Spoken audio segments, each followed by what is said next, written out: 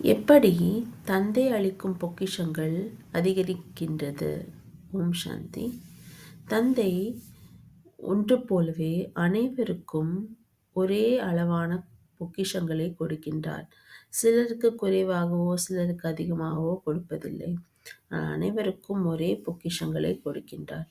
ஆனால் குழந்தைகளோ அதை எப்படி எடுக்கின்றார்களோ அதில் வித்தியாசம் இருக்கின்றது. சில குழந்தைகள் பொக்கிஷங்களை அடைகின்றார்கள், மகிழ்ச்சி அடைகின்றார்கள், பின் செலவழித்து விடுகின்றார்கள். சில குழந்தைகளோ பொக்கிஷங்களை அடைகின்றார்கள், மகிழ்ச்சி அடைகின்றார்கள், மேலும் சேமிப்பு செய்கின்றார்கள். சில குழந்தைகளோ அடைகின்றார்கள், மகிழ்ச்சி அடைகின்றார்கள், சேமிப்பு செய்கின்றார்கள், மேலும் அதை பயன்படுத்தி மற்றவர்களுக்கும் உபயோகிக்கின்றார்கள், தானும் உபயோகித்துக் கொள்கின்றார்கள். இப்படி பொக்கிஷங்களை உபயோகப்படுத்தும் பொழுதுதான் அது அதிகரிக்கின்றது. ஆகையால் தந்தை சொல்கின்றார், நாம் பொக்கிஷங்களை தனக்கும் மற்றவர்களுக்கும் உபயோகித்து அதிகரித்து பிறகு சேமிக்க வேண்டும் என்று தந்தை சொல்கின்றார். யார் பொக்கிஷங்களை சேமிக்கின்றார்களோ அவர்களுக்கு தான் பொக்கிஷங்கள் நிறைந்திருக்கும். எங்கே நிறைந்து இருக்கின்றதோ அங்கே குழப்பங்கள் இருக்காது.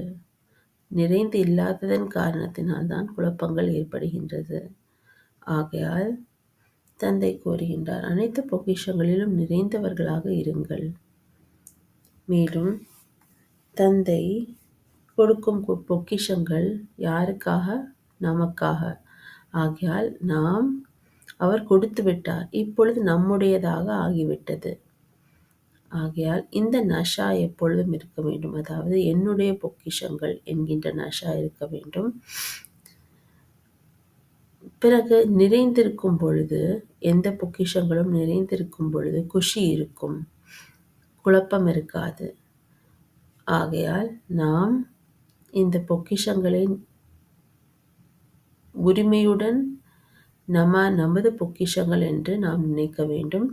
இதன் மூலம் நஷா ஏற்படுகின்றது. இந்த நஷாவில் சதா இருக்க வேண்டும். ஆனால் உண்மையில் 2 விதமான நபர்கள் இருக்கின்றார்கள். ஒருத்தர் பொக்கிஷங்களை கேட்டு மட்டும் விடுகின்றார்கள். ஆனால் இன்னொரு விதமான நபர்களோ பொக்கிஷங்களை உள்ளே கொண்டு செல்கின்றார்கள். ஆகையால் யார் உள்ளே கொண்டு செல்கின்றார்களோ அவர்கள்